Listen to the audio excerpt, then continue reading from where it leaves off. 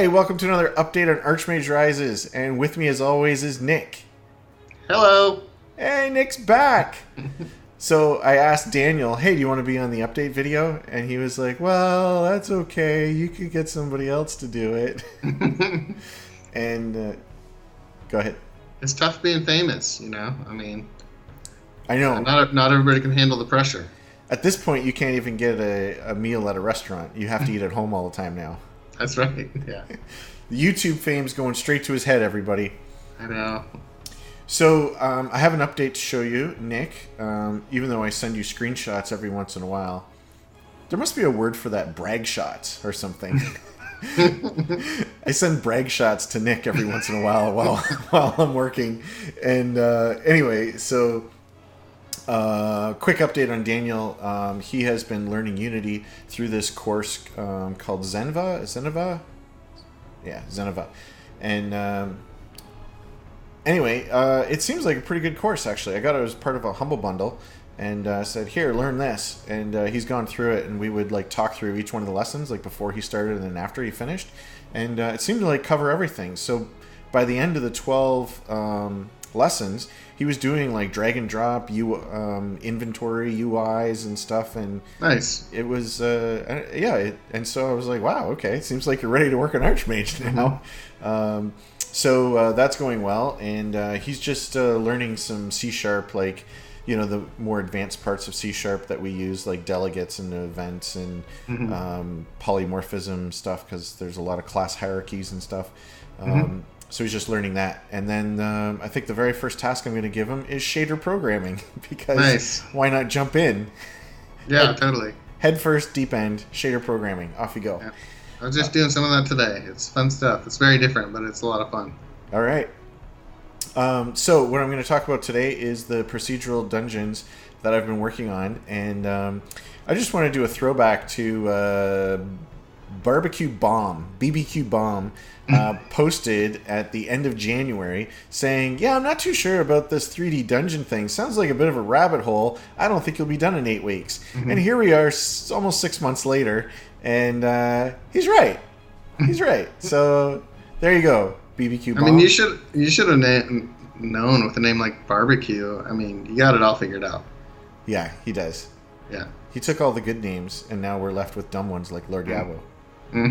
Yeah. Well, next time you hear some, opinions from that man or woman, we'll just know to remember.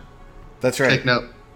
They have barbecue in the name. They know what they're talking about. Exactly. So anyway, here we are, and I'm about to show basically as far as I've got now, and I would say that I've just about crested the mountain on this thing. Like, I think all the tech has been figured out, and now I'm at the point where I'm like really trying to make content, and that's showing where some of the tech doesn't actually work, of course. I spent 2 days refactoring just this week, and that was really annoying. But anyway, it works now. But how about I stop blabbing and just show the game? How's that sound? That sounds great. Yeah. Nick's always like, why do we even talk? Why don't you just show the game, do some hand gestures like silent theater, and then click off. That sounds great. Yeah, okay. Okay, here we go. Okay, so here we are in the game, and I have my little generator thing over here in the corner. And what I've been working on for the last couple of weeks is how to fill in these dungeons. Sorry, not the dungeons. Fill in the rooms. And so one of the problems that we had with the previous 2D version of the dungeons was the rooms didn't really look like anything, right? Like, we would throw some crap in the room, and then maybe the player would think, oh, this looks like, I don't know, a barracks, or this looks like something else. I don't know. The player would have to make it up. And I knew that was something that needed to be fixed, and then I started trying to fix that, and then I was like, wow, this is getting really impossible, and so it would be a lot easier in 3D. And here we are 6 months later, and I'm doing it in 3D. So, up until this point, I've been working on the rooms, the structure of the rooms, and now I'm actually trying to put things into the rooms.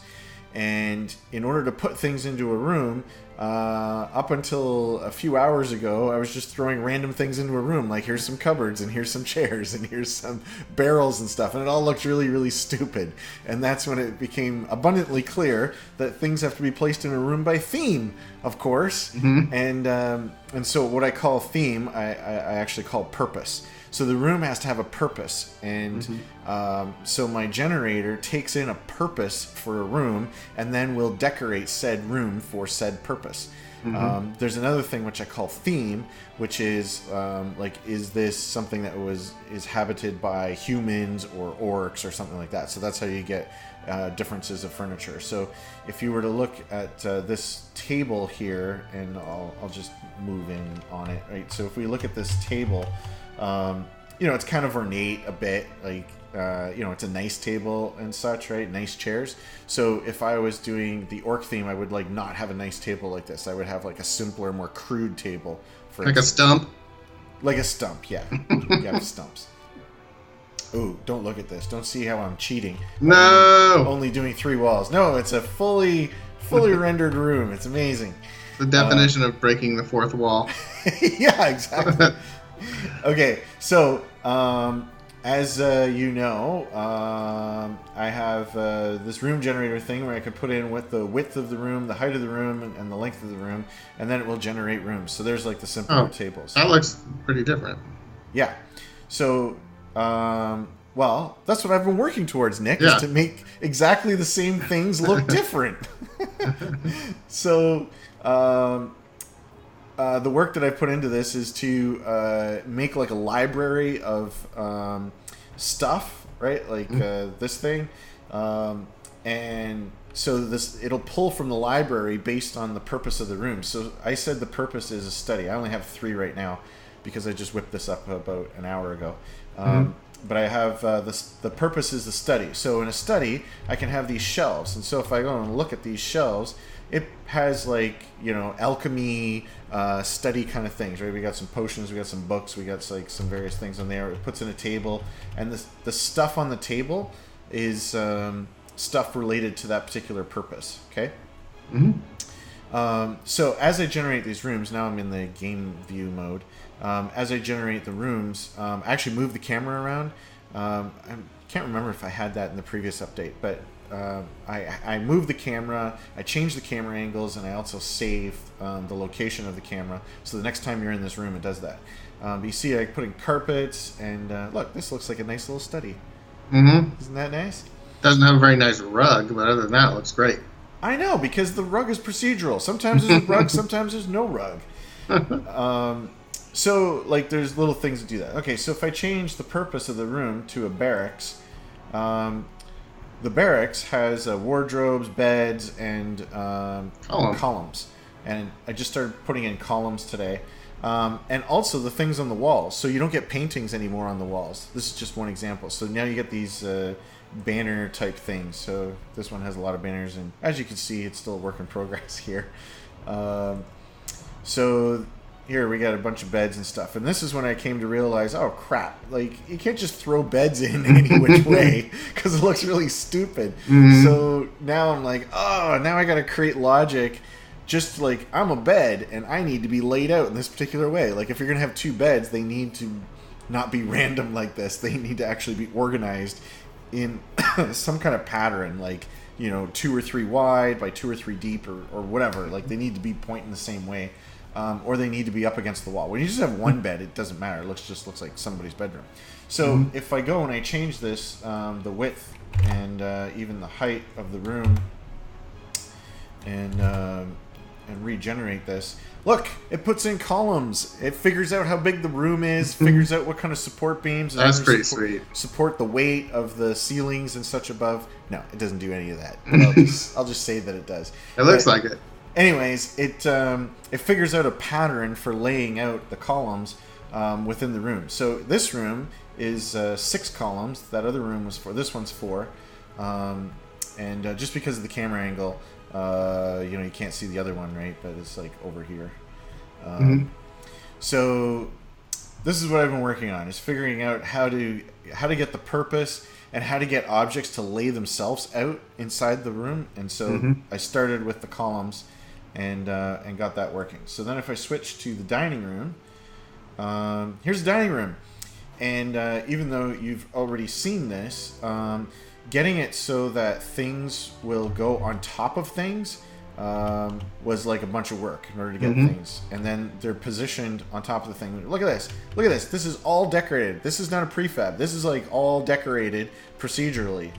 It looks like a fire hazard to me, Thomas. Yeah, okay, fine. I'm limited on the number of objects I have right now in my library. So I clearly have a lot of candles. I don't know why it's picking all these candles, but it just does. So there, look at this. Look, it looks like somebody just finished a drinking party.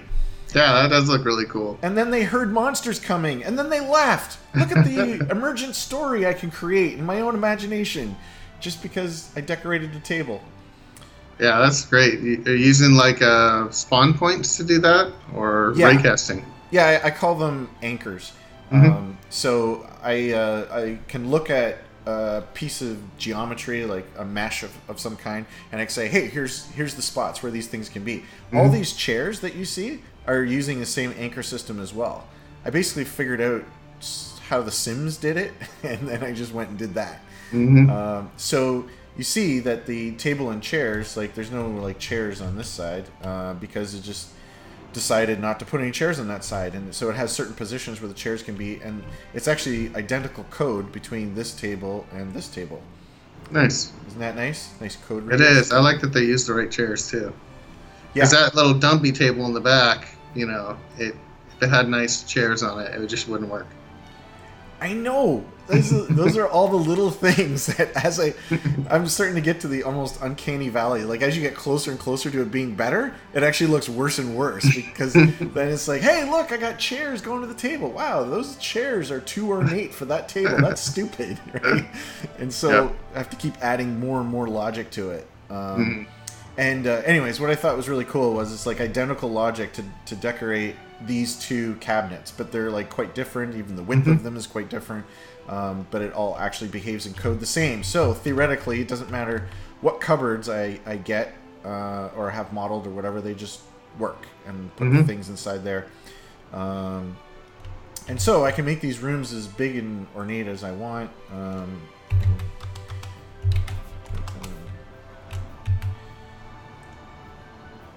There. That's huge. Big dining room, and you know, I still have some lighting issues. I don't have all the lighting in there, but I don't want every single candle to be lit. And anyway, so this is the dining room, and so if I go back to the study, I can generate like a giant study, and like look, there's like little beakers and stuff, and and then paintings on the wall and whatever. Anyway, so I spent a lot of time getting this working, and now it works. And I'm real close, real close. So I'm going to do you have any questions about this, Nick? Yeah, I think it looks great. The variation is definitely getting there. Like these rooms do feel different, and they are. I mean, I'm assuming that whatever room you see is going to be unique, which is cool. Couple questions I have, which are, let's say you want to pick something up. There's obviously lots of stuff that's going to be there for just for the look of it. But if you want to, let's say interact with an item, you're like, ooh, I want to quaff that. Is there going to be everything is going to be interactable, or if you do that, I'm going to come into this dungeon and I'm going to have to carry every little piece of like 2p cup out to sell it.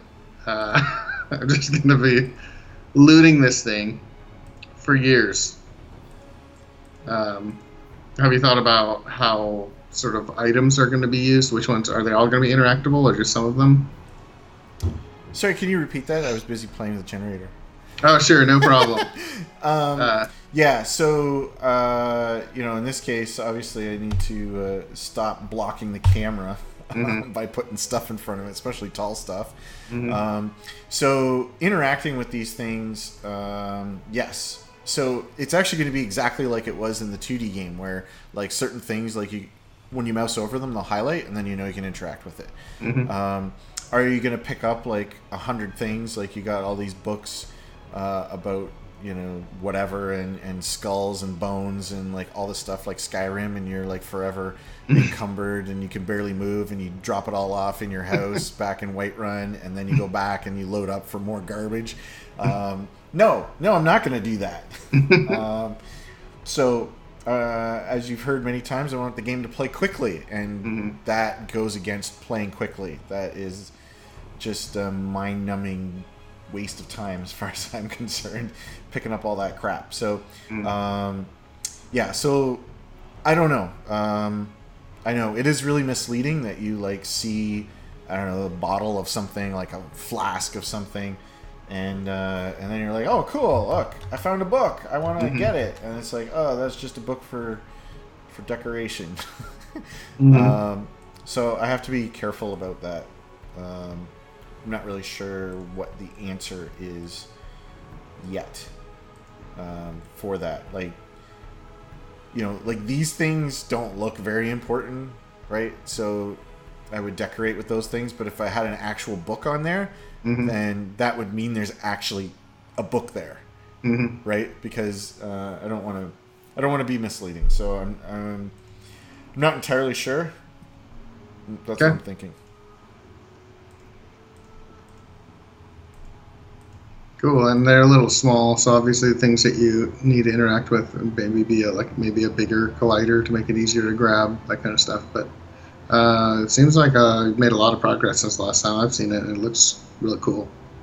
Different doors, big ones. Yeah, so one of the reasons for that is because I hired Daniel, and if anybody has seen the GDC talk by Jake, I think his last name's like Birkenstock or Birkenshire or something like that, and the name of the talk is 10 years of indie game development without a hit. Oh yeah, that's good. I've watched it a couple of times. Yeah, it's a good one. And so in it, he talks about like how difficult it is to be an independent game developer, just like by yourself and stuff.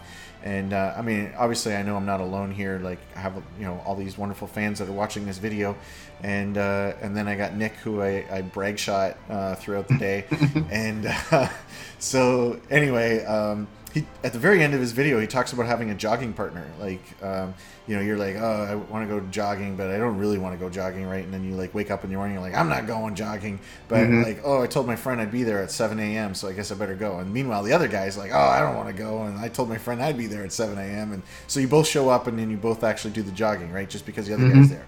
So every single day, I got Daniel coming to my house to work in the office, and I got to work all day. So there's no getting away from it. And actually, what's really great about that is my wife and kids don't interrupt me because Daniel's here and they don't like want to be rude. Apparently, when it's just me, they don't care at all about being rude. But when Daniel's here, they care a lot. So I have way less interruptions. And he's here, and I've been able to talk to him about some of the problems and like show him things. And there's like a really small thing in the dining thing. You see how there's something in the center of the table?